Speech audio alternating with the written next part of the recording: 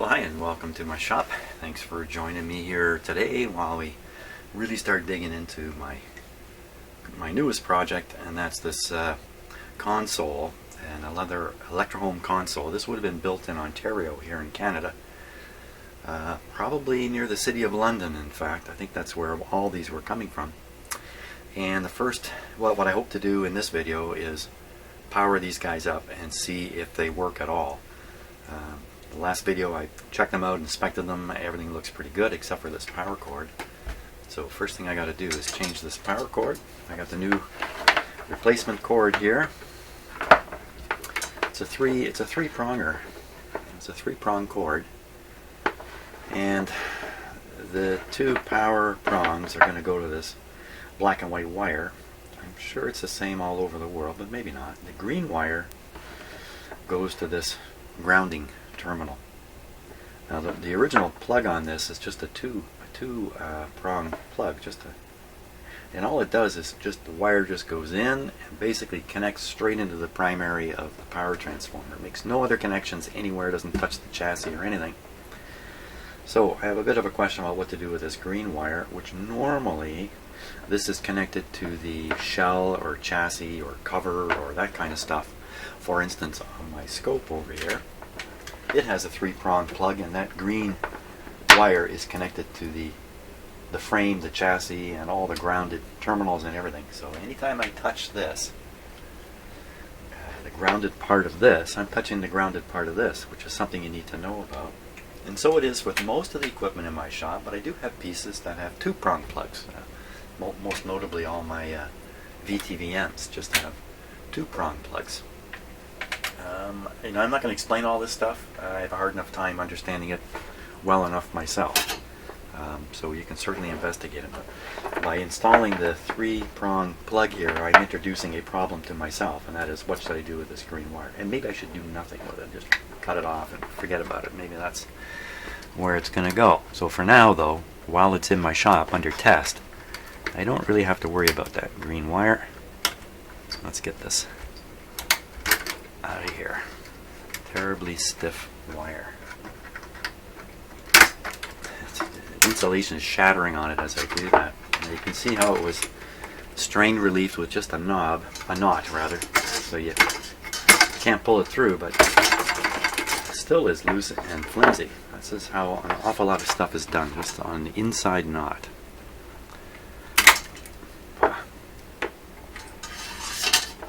Okay, let's get rid of this stiff wire. How stiff is it? That's stiff. that's mighty stiff. Goodbye to that. So let's bring this guy in. This particular cable also has a steel wire in it. Well, I think it's steel. Maybe it's not. I'm not exactly sure what this one's doing in here. It's probably just involved with either the manufacturer or making this a little strong or something like that. I don't really know what that guy is there for. Actually, I have 4 wires to worry about when I only want 2.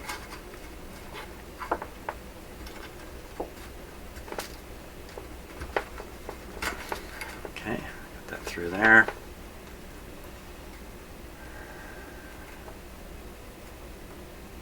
Now, maybe I'm going to cut this away right now. Make sure it doesn't get where I don't want it. Okay, the green wire I'll just leave the way it is. It's sunk back in the insulation here, so it's not going to do anything. And these two, I am going to want to connect. The way they had it here, I have to cut this back a little bit, expose a little more wire here. There's actually 2 other outlets in here that are going to plug other items in, such as the power. Oh,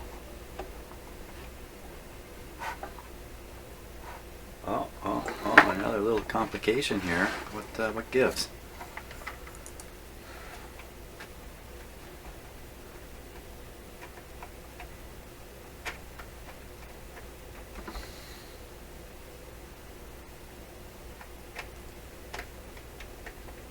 I'm pretty silent, aren't I? Look at this. well, this is the power cord. I kind of remember cutting it. I guess I cut it off. I guess I cut it off there. Yeah, there it is. Uh-oh. Okay, so that's just going to add another level of complication here. So I have to run a cord from here into one of these outlets up here. Well, I guess I lost my head yesterday when I got my cutters going too quickly. Let me go get the cord that is cut off here and we'll take a look at it, because it looks like a pretty standard outlet there. Just about any non-polarized, older style two-prong plug would go in.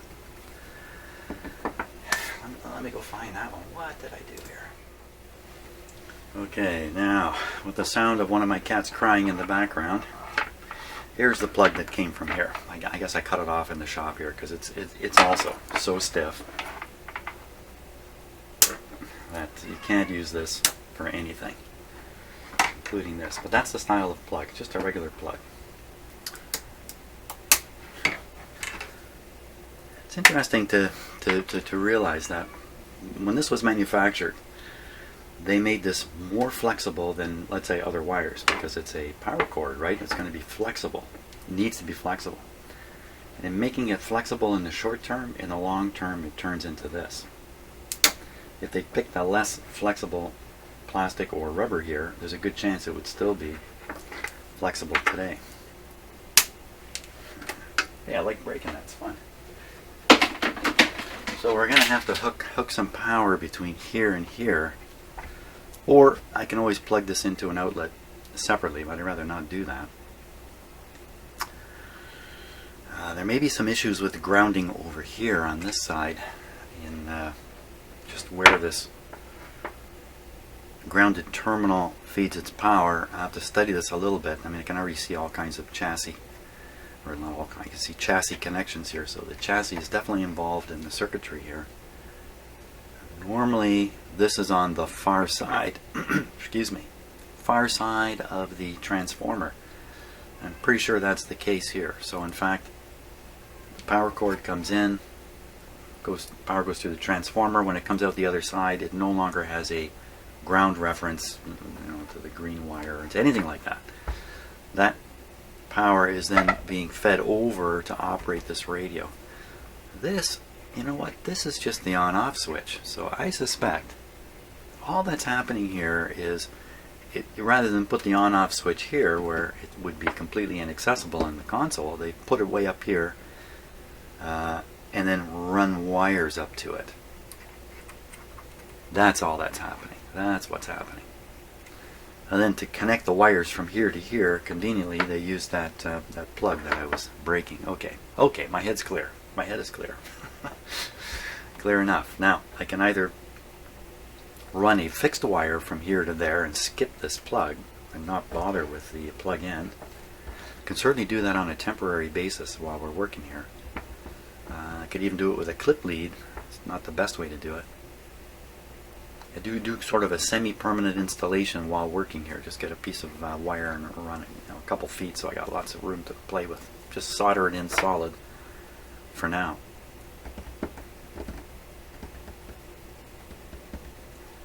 That's probably the best thing to do. That means I kind of thought these two outlets down here, these two outlets were basically the same thing, but they're not. One is supplying power to the turntable, and the other one is the lead to the on-off switch. Well, they're totally different functions. So good thing I've kind of sorted that out. Otherwise, I've got the wrong idea in my head, and I hook up this stuff. I'm going to make a dumb mistake. So I think I have the right idea. So that makes this the on-off switch one here. Another thing I can do is I can forget about the on-off switch up here right now, and connect an on-off switch down here again on a temporary shop basis. So I'm turning it on and off from here. Basically, I don't have to run a wire all the way up here and use this switch. Another thing I can do, you know what I can do in the shop here? I can just short this out. So it's permanently on while it's in the shop, and then I can control it from my bench power supply, which is here, which I do with a fair number of items anyway. I leave their native on-off switch on, and I just use my bench power to turn the power on and off. And I don't even have to put a switch in here. I can just short this. I don't even have to short this out. It just depends upon how I attach these wires, come to think of it. If I attach it the right way, I'll just skip the switch entirely. Good thinking. Thanks so much for those good ideas. That's what I'm going to do. So to do that, that's simply this kind of deal here. Now I know where to hook these wires up and what will happen when I do. The next thing I need to know is there really any difference here between this and this? The answer would be no, at least in terms of this guy. If all that's going on over here is just the on-off switch, just wires to a switch, then there's no chassis grounding, nothing like that going on. I can put these on this way or that way. All they're doing is supplying the primary of the transformer. It doesn't matter which way you put these on. I think it's time to turn on the soldering iron myself. Now also, as for strain relieving it, it's not terribly critical while it's in my shop. But it is going to get rotated around a little bit. It's not likely to get tugged too hard anyway. So what I'm going to do here is, I think I'll just use something really simple to kind of strain relieve it.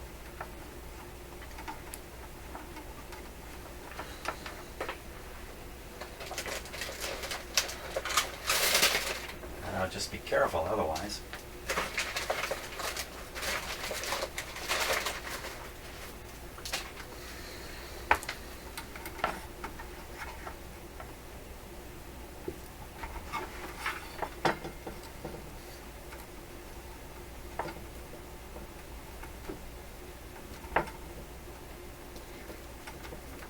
And this is also perhaps just a temporary thing.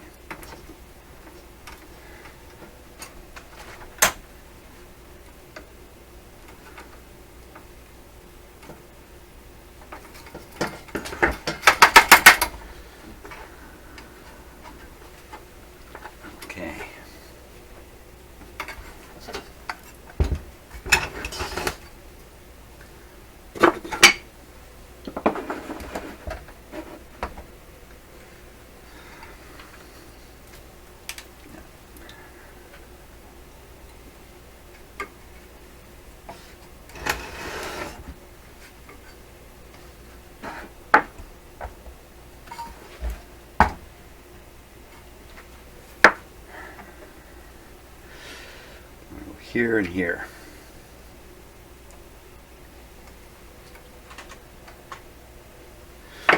If you're new to my videos, you haven't watched too many, one of the things I'm trying not to do is teach anybody anything other than myself.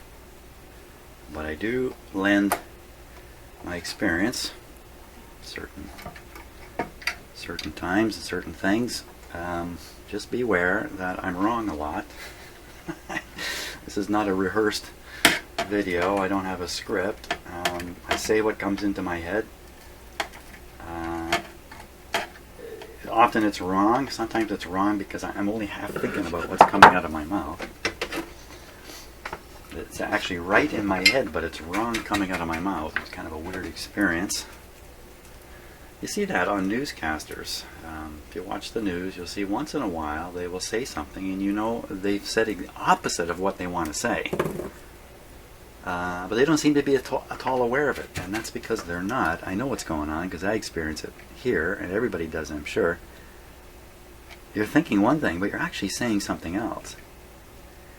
And I'm sure that leads to the argument. I've had this argument in my life, and I'm sure you have too, where you say, I did not say that. That is not what I said. I didn't say anything like that. Why would I ever say that? I'd never say that. And the other person is saying, well, that is what you said. That is what you said. These videos have taught me that I certainly do that. I certainly say things that really aren't what I intend on saying. And I've seen this on video. I hear the words come out of my mouth, and I remember what was in my head at the time. And they're not the same. It's shocking, in fact. So I've learned quite a bit of personal psychology in that. Watching my own videos. Now I don't watch my own videos normally, but I have to watch some of it while I'm doing the minor edits that I do and putting together the little video segments I shoot each day. I do end up watching some of what I do. So beware. That's the bottom line of my message. Beware. Keep your thinking cap on. If it sounds like what I said is wrong, there's a good chance it is wrong. If you know better, hey, there's a good chance you do know better. I don't know everything about this. Like I say, the main person I'm trying to teach is myself. There we go. And the great thing about that is I love learning stuff, and I love being surprised, and I love being proven wrong. I really enjoy that when I've had an idea in my head all my life and suddenly I find out that idea is not right. I actually enjoy that experience. I actually find that almost humorous in a way.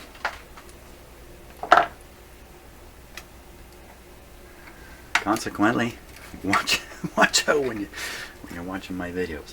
Okay, so the power is connected. I've connected it to this wire is one of the primaries. This wire is the other primary. Perfect. And this little outlet that's sitting here is where the record player would be plugged in.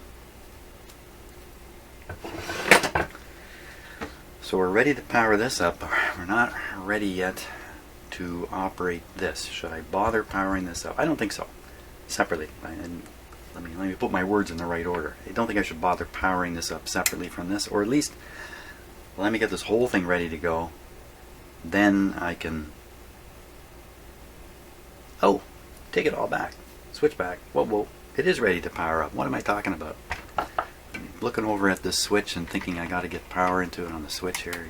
You see, there's a good example right there where I'm talking away and it's not true what I'm saying. At least I caught myself this time.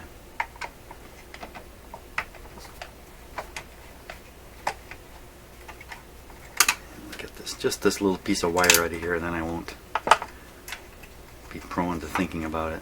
There we are. Now, didn't I see a little screw drop out of there? There it is. Oh, there it is. Here, let me fit this bracket back in. Yeah, so this thing's almost ready to go. Holy smokes. Got to deal with the speaker next. You need some kind of speaker connected.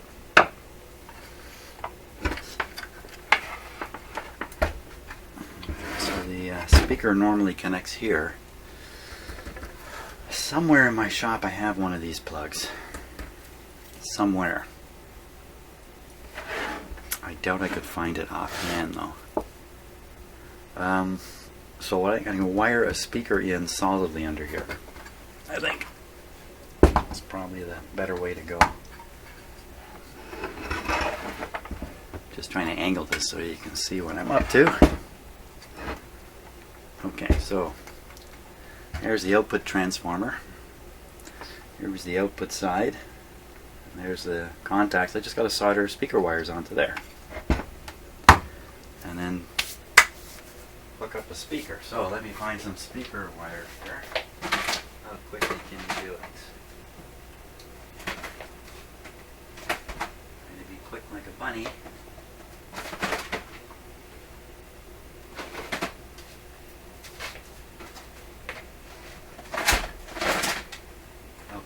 Okay.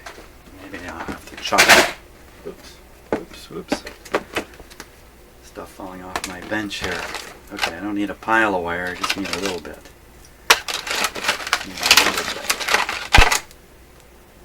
Well, that's a little bit overkill, but it's about the right length. I like it, so we'll use that.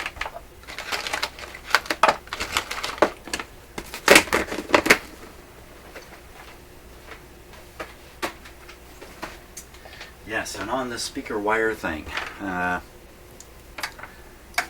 know there are people out there who will spend a fortune on speaker wires,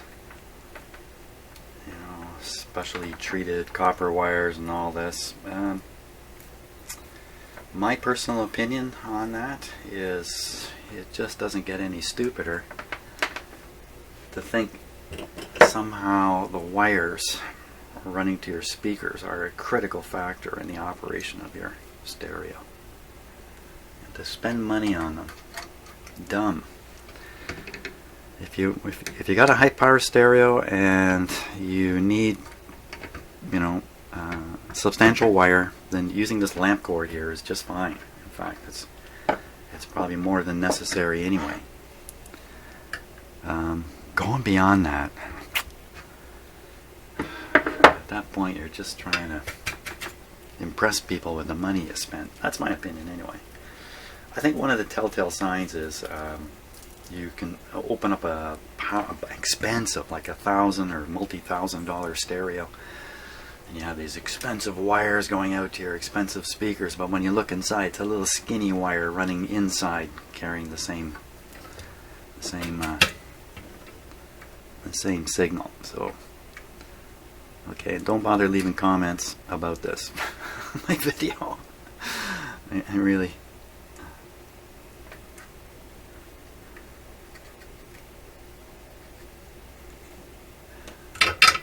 not interested in a discussion on this point. I'm just offering my opinion.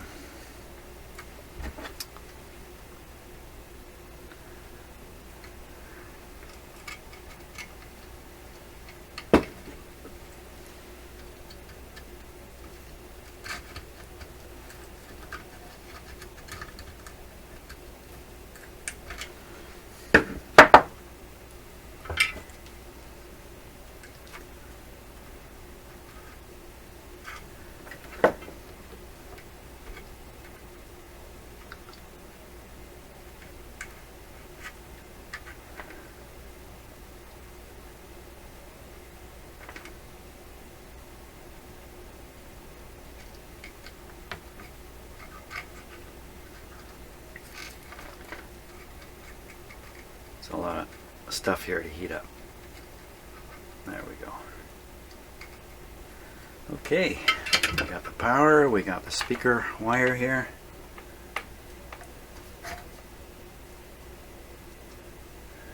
Okay, making sure we can't get a short circuit or something going in there. These wires can be twisted, and they twist, the ends can be pulled together, but not so here. We're okay. I have my soldering iron handy. I'm gonna tin these wire ends here a little bit.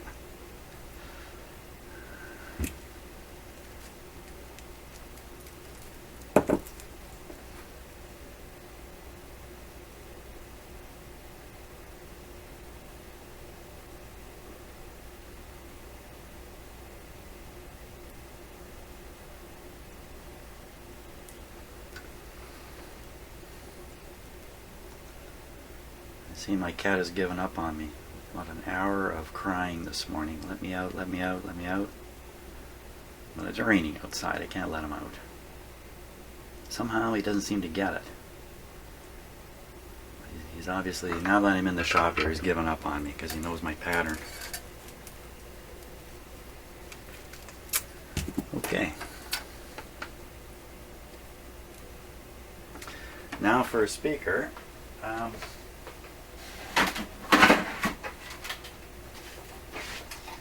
About any speaker is going to do. We're going to try this one here.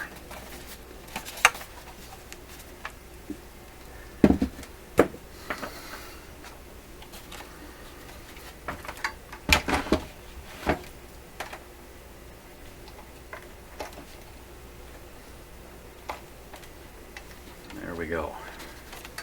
Just stick it back here for now.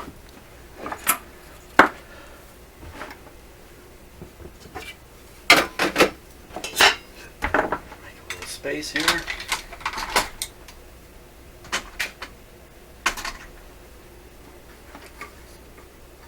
I guess I should have fed that out through a hole somewhere, but that's okay. Not a big deal.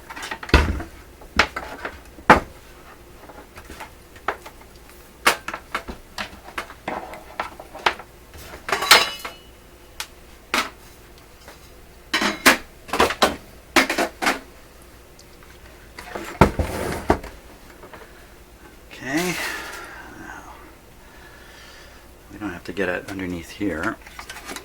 Oh, it's a lot of light. almost threw that into my ceiling there.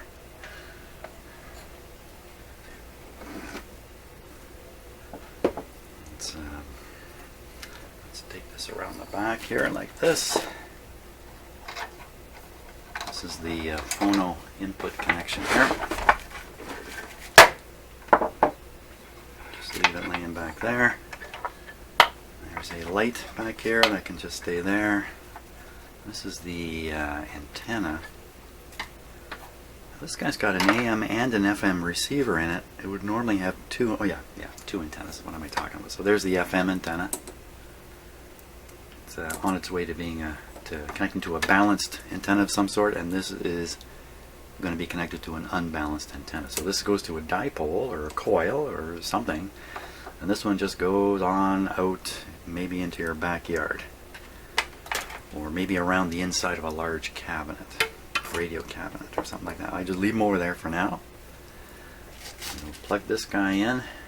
He's got to be polarized somehow. Usually they have two large prongs and some smaller ones. Wow.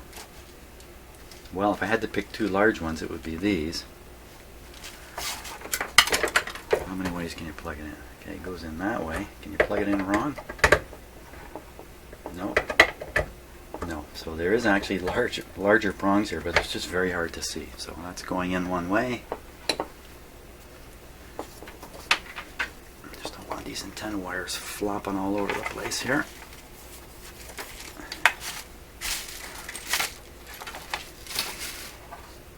Which they are going to do. They're flopping all over the place.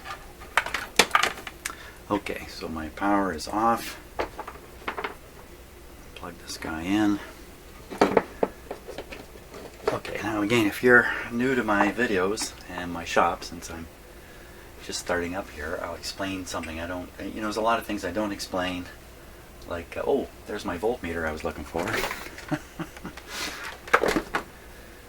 These two light bulbs, whoops, sorry about that, you got a good whack in here. These two light bulbs up here are my dim bulbs, and the power that goes to the workpiece on the bench can be directed through those light bulbs on the way, and that provides me a very simple but very effective way of preventing a complete short circuit from popping the circuit breaker in my house or starting a fire or doing other exciting things, which I know would be wonderful on video, but I do my best to avoid them. So that's called a dim bulb system. You can look it up on the internet, all kinds of ways of doing it. It's very simple. Anybody can do this in their own homes with a little bit of wire. So I happen to have a switch panel here.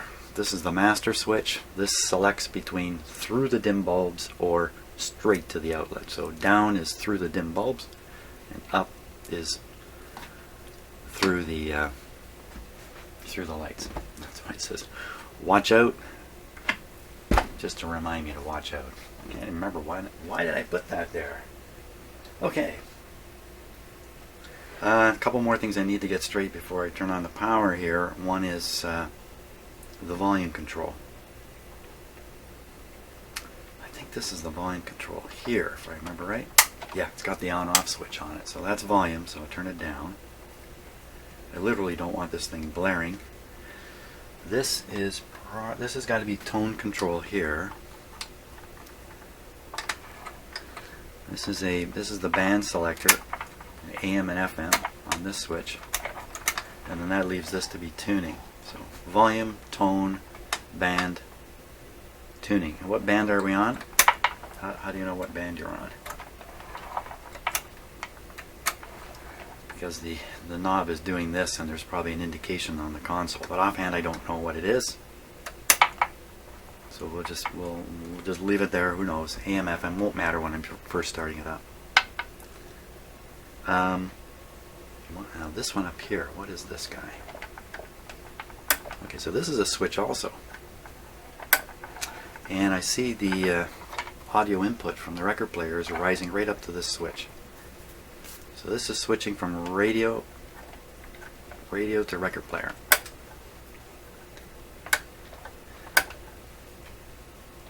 Don't know which way it is again. I've got it switched this way to start. Not sure. Well, I can sort that out quickly. Nah, I'm not going to bother. We'll figure it out once we get it going. Okay, so when I first apply the power to this, I'm going to apply it with the power going through the dim bulbs. So the action won't be down here. The action is going to be up here in the lights.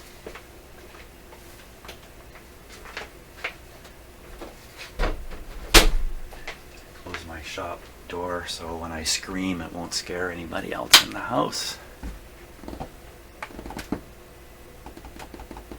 I think we're all set. I'm always hesitant at this point here. So you want to keep your eyes on these light bulbs. So there are two light bulbs up here are actually in series. No, they're in parallel. They're in parallel. So I'm going to actually loosen one of them.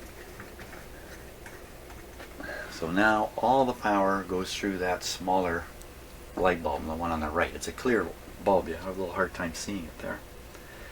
For sure that bulb's going to come on when I hit the power. It's going to come on fairly bright. I imagine that this is what I expect it to do. Will come on bright and then dull down and then slowly come back up as these tubes all heat up.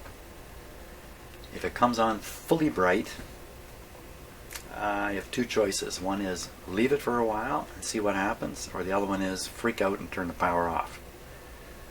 I normally freak out and turn the power off and then think about it and then turn it back on. So the chances of there being a problem down here with this equipment are so low, except for the fact that I may have made a mistake in how I've wired it up. That's really the primary issue here, that I may have done something stupid without knowing it, and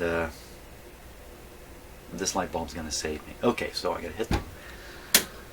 Ready on the power. I'm just steeling myself. There we go. Okay, very bright indeed. Let's just keep an eye on it now, not to panic. It may stay bright for a while.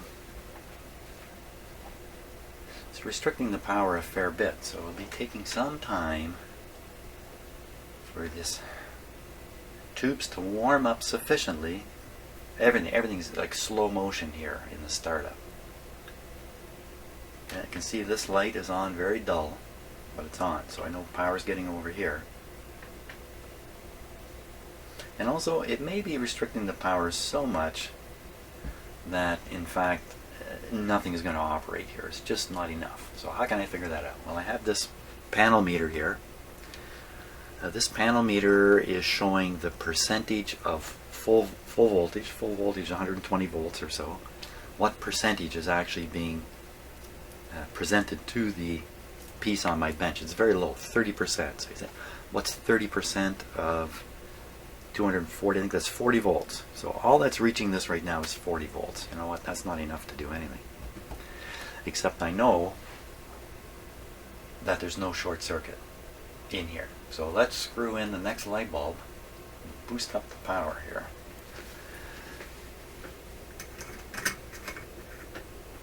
There we go.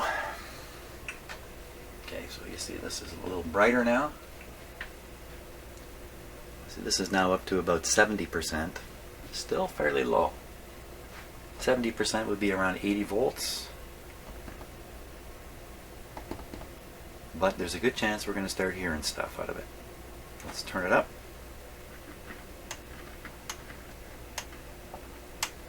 A little volume crackle. Generally these sets will work well on the AM side with low voltage, low supply voltage, but on the FM may not. So we will take a guess. I don't know, it could be switched to phono rather than radio, could be switched to FM rather than AM. Let's try this guy first. Turn the volume down, flip him over, turn him back up. Okay, let's get a more positive indication of how this switch works. I think I can do that with my finger. No, I gotta shove something down there, so I will do it with my entire hand. Okay, so I just picked a piece of metal here. It just happens to be a watch. I'm gonna stick it down in here, contact the conductor. Well, there may even be an easier way of doing this. I can just see a little bit here.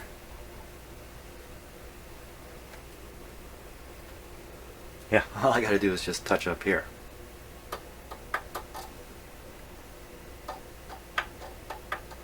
I'm expecting to hear a hum come out of the speaker. Okay, let's put the switch the other way.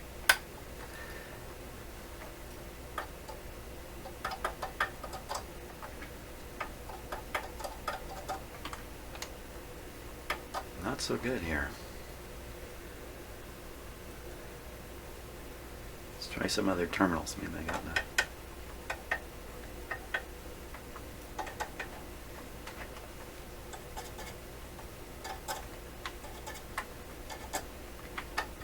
Maybe encountering a problem with the radio already, or I'm just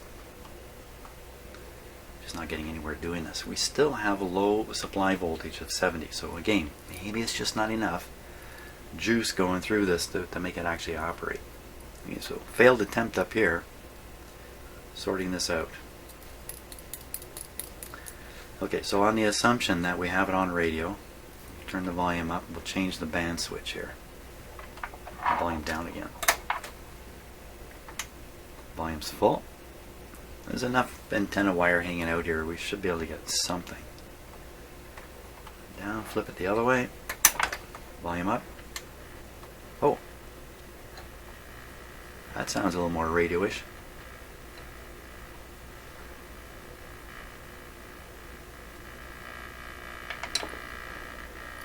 Okay, now do we dare supply full voltage here? Let's tune it. Alright, I think pretty sure that's the AM radio. Hey, where'd it go? It was there. Come on, don't do that.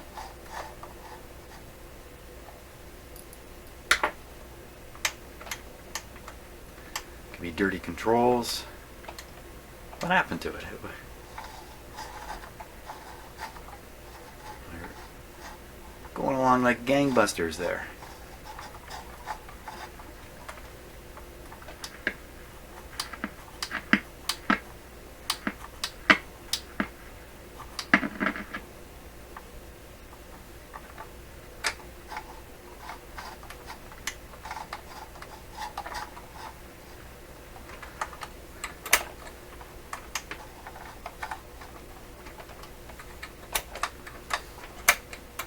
Dirty switch.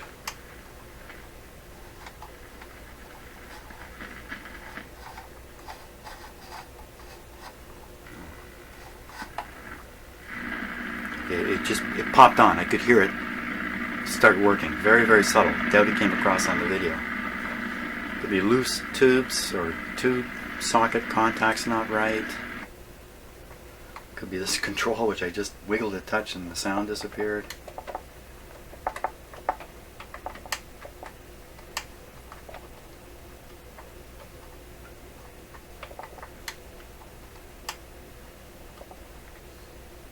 Okay, so there we are. Any reason why I wouldn't give it full power at this point? Let's see, where are we at? The power supply. Oh, my little box is all messed up here. Unfortunately, the circuitry inside this little computerized box has it didn't like the low voltage, so it's all confused. So what I can do is I can interrupt briefly the supply voltage, turn it back on. This thing will probably clear up. Let's see. There we are. So we're supplying it with 80 volts right now, and the power draw is 30 watts, which is expected. That's good. Okay, I think we can go full voltage on this thing.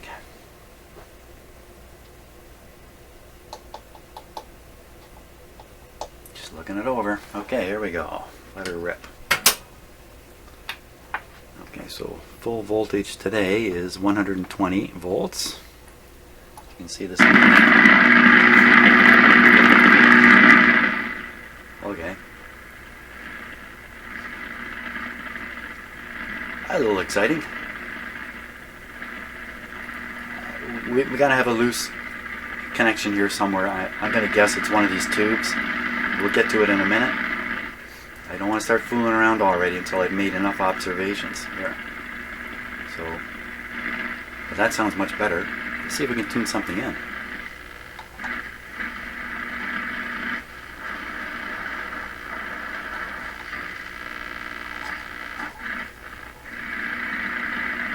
Let's connect it to the outdoor antenna here.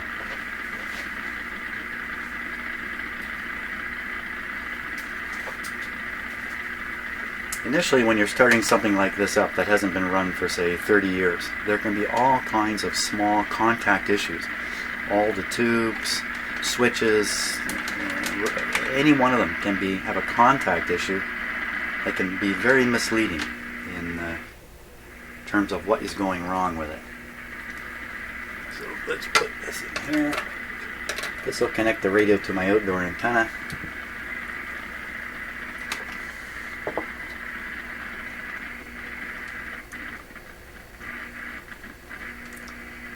That's a little odd. Why would it go quiet? That's really odd.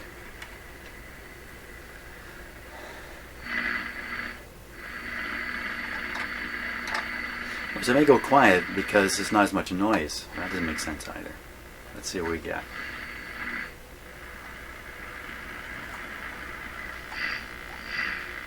Most of the stations can be picked up down in this area here.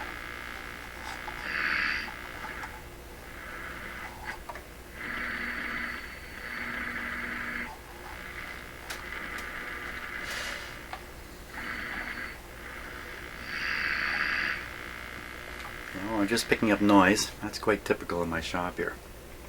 We'll try the FM side now. So for sure that was AM. Let's go FM. Okay, so FM is this way. Very, very quiet.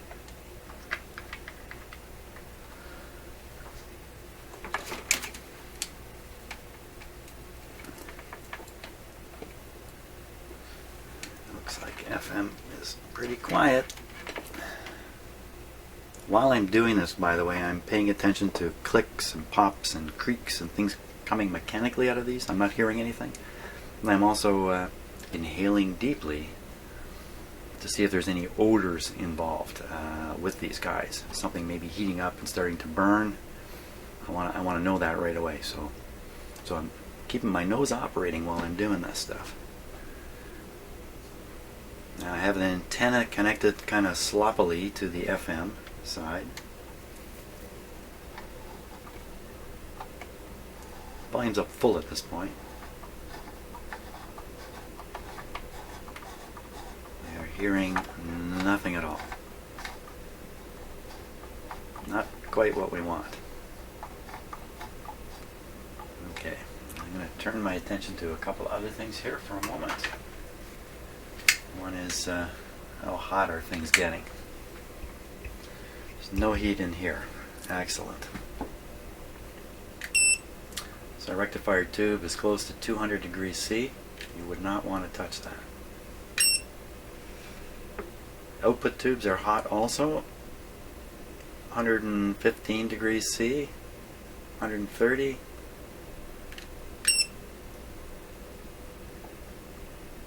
120, and this guy shouldn't be so hot. He should be 50. Okay, all those are normal. Interestingly enough, all the hot tubes are down here. The two output tubes and the rectifier tube. This preamp tube won't get very hot, and none of these tubes up in here get very hot. I don't know if that's a design factor, if they wanted to put the hot stuff down here, or it just makes a lot of sense to have the output circuitry close to the power supply. Don't know about that.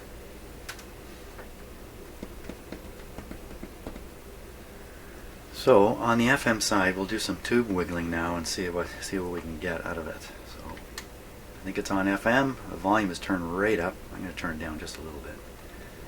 We'll start wiggling. Looking for crackles. There's one. little bit, a little bit, a little bit. Nothing out of this one.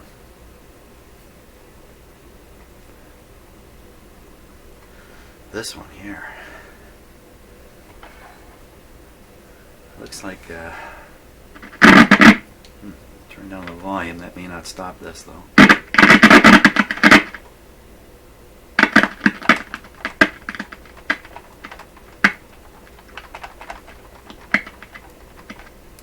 Okay, let's switch to the other band.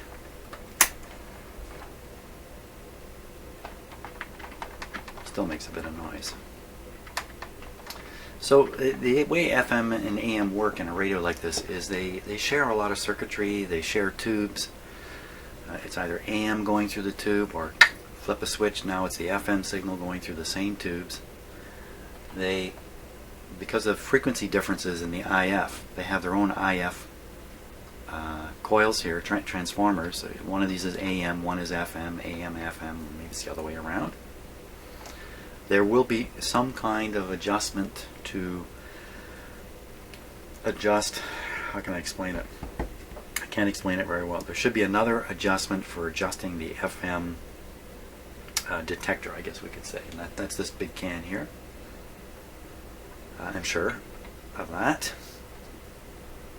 There'll be a few more adjustments for the front end of the radio, but they don't. I don't want to say that. I was going to say that it's just like increasing the strength of the antenna, something like that. There'll be some oscillator adjustments in here. The oscillator adjustments will, in a sense, set the position of the pointer. In a sense. That's what you do with that. No FM. So the next thing would be, are all the tubes lighting? Let's see if that's the case. Just went to shut the lights off. They're off already. Here we go. Let's take a look at the close-up camera here. Okay, so it's pretty clear. I mean, obviously the output tubes are lit. Can't see in this one. It's a metal tube. It's warm. We measured it. There's the rectifier tube. Okay, I'm going to go here. Now, don't be fooled by the blue light. The blue light is a reflection from a little tiny light in my camera. So there we are. So you can see it's heater's going there. A little awkward, but the heater's on that tube. This one's just blazing away in the camera. That guy's heater's going. This guy's is going too. Hey, they're all heating up. So we don't have a dead tube. There's only one tube we could have dead in here and have the radio work on AM anyway. There is probably a separate FM tuner tube, probably this one right here, that you could pull this tube out and still run this thing on AM, no problem. On the FM side, you probably can't pull a single tube out of here without interrupting the FM. It may not be true. Don't know about how they've done the front end here exactly. So why no FM? It could be I just haven't done the antenna right. Could be that FM tube is in trouble. Could be a myriad of other problems. But I wouldn't assume there's something seriously wrong here at all. I'd be more inclined to assume that I just haven't supplied it with a sufficient signal yet. So we've had this on for a while now. Nothing bad's happening. There's no hum coming out of it. It's wonderful. There's, what am I going to do with this? Change this light bulb. That's about all I'm going to do. I would not rush in and recap something like this, unless there's an indication for the need to do it. And so far, I'm just relying on observation and this original test. At this point, I don't see any need to change any capacitors in here at all. So my options at this point are focus on the AM side. That will help me ensure everything's working through the IF strip and all that kind of stuff. And then afterwards switch to the FM side and do the same thing. So to check the AM side, since we didn't really pick up a signal, I'm gonna provide it with a signal. Come coming out of here. Switch that guy on.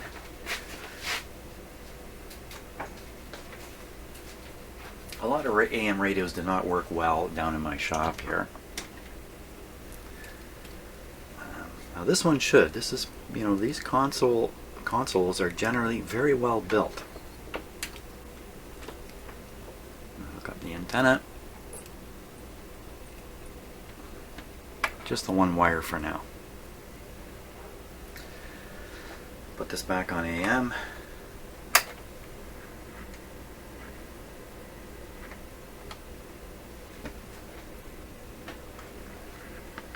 There's a bit of hum when you turn it right up.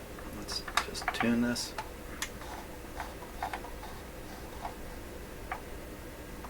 Let me disconnect that outdoor antenna here from the FM wire. Shouldn't make a difference, but I don't want it on there. Doesn't sound like it's working.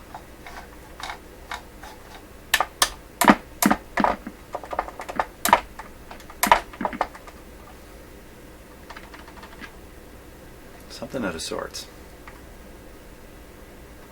There won't be anything over here.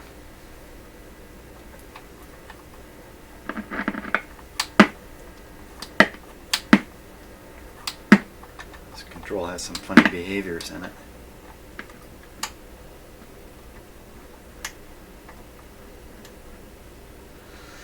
Okay, so we're going to put a signal in. I've got this tuned to, let's tune it to 1,000,000 here. Millions right here. Okay, 1,000,000. I'll dial up 1,000,000 over here on my signal generator. Let's see where we are here. 1,000,000 is going to be down here.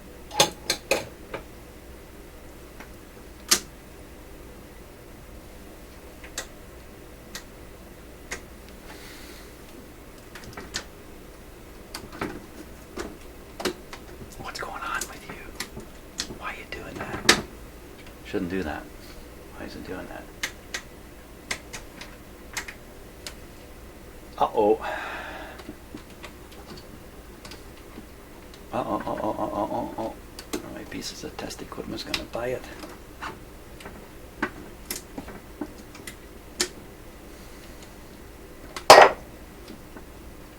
Oh no. Good thing I have a spare one of these. Uh-oh. It's done this once or twice before. But much rather it's not doing it now.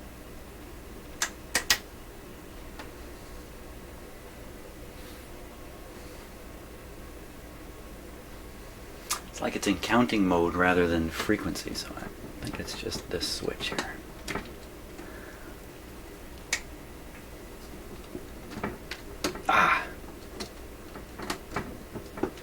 I need this guy.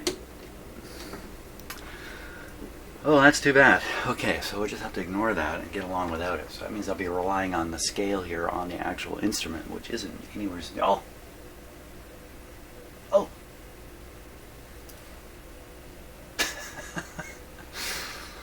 Okay, it happens to be right on 1,000,000. How did that happen? Yeah, okay, so it's decided to start working. Fine. It just happens to be I randomly dialed this thing right to 1,000,000.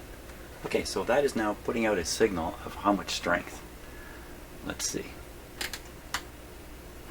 Check it here. Quickly. Roughly 10 times 100, 1,000. So it's 1,000 microvolts coming out. That's a strong signal for a radio antenna. So we should be able to pick this guy up here.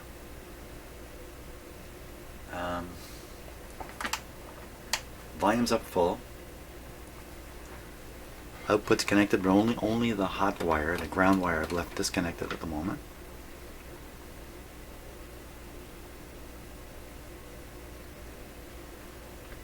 Well, what I'll do, because I have this dialed up to 1,000,000 doesn't mean it's exactly right. So I'm going to sweep back and forth with the signal generator and see if I can get something to come out of here.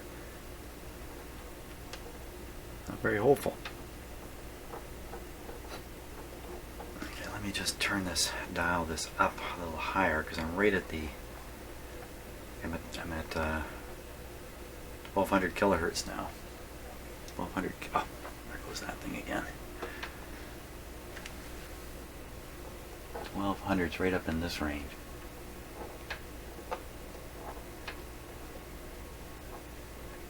Nothing at all. Make sure. Put the signal way up. Now we're blasting a huge signal into the back of this radio. 1200 right here. Ta-da, totally silent coming out. Okay, next stage. So we're not really sure now why we're not hearing anything, but the next stage of testing is going to be feeding in a audio signal into the phono input here. So I need to find an audio signal. Let's see what I can do here quickly. Okay. Happen to have one in the form of this radio up here. Just awkward to get at it.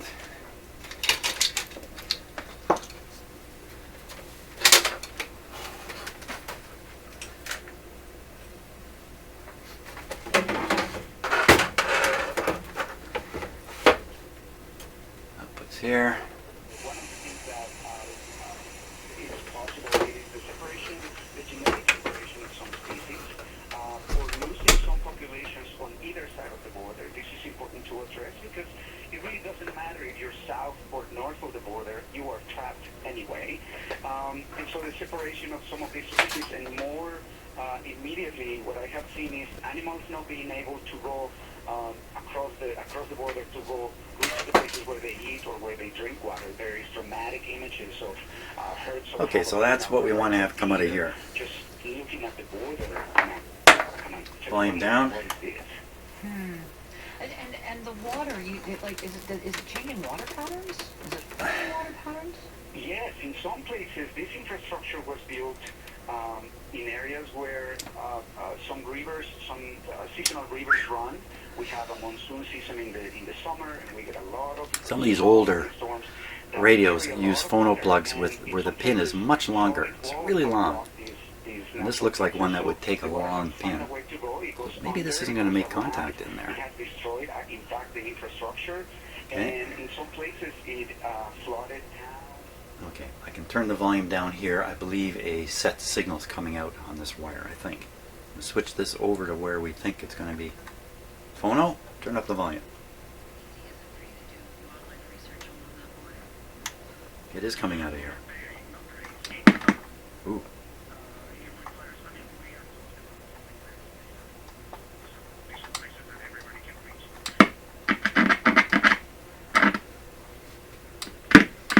This control in particular is dirty.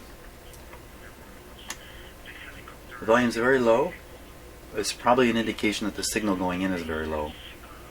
This is probably made for a cartridge in the record player that will produce something like a volt off a record and feed the volt into here.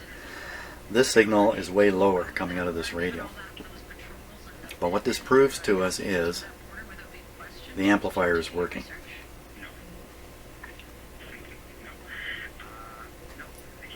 I mean, I can, but I am Hispanic, and I get a lot of attention when I go to that area.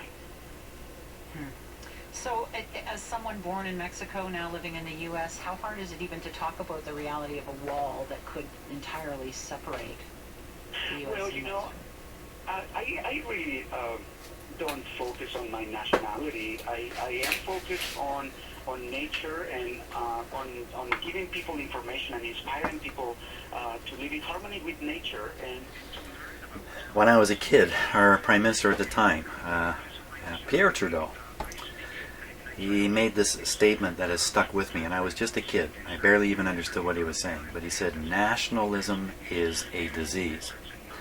You know what? He was perfectly right. Any tendency towards nationalistic behavior is a problem for any society.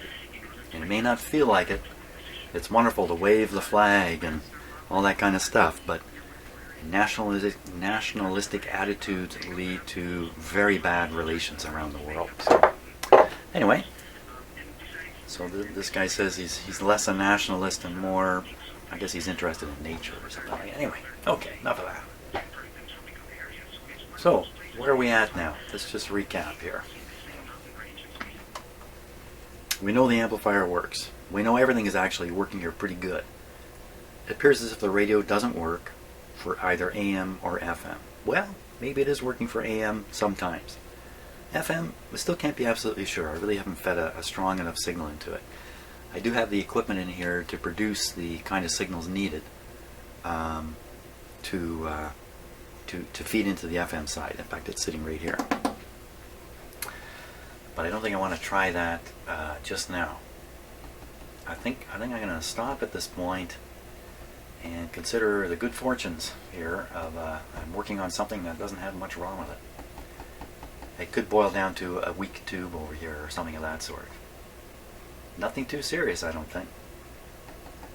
So that's great. I think I'm going to leave it at this point. I'm going to remember to turn it off. That's a good idea. Once in a while I forget to turn stuff off. Come back in my shop hours later and everything is still running here. Great. Thanks so much for watching this. If this is the first video of mine you're watching, you get the idea now. I don't edit it. I don't shorten it down. You need it's a little bit of a slower pace than most videos, and it's absolutely reality TV here. The reality is we're doing pretty good on this one. See you on the next video.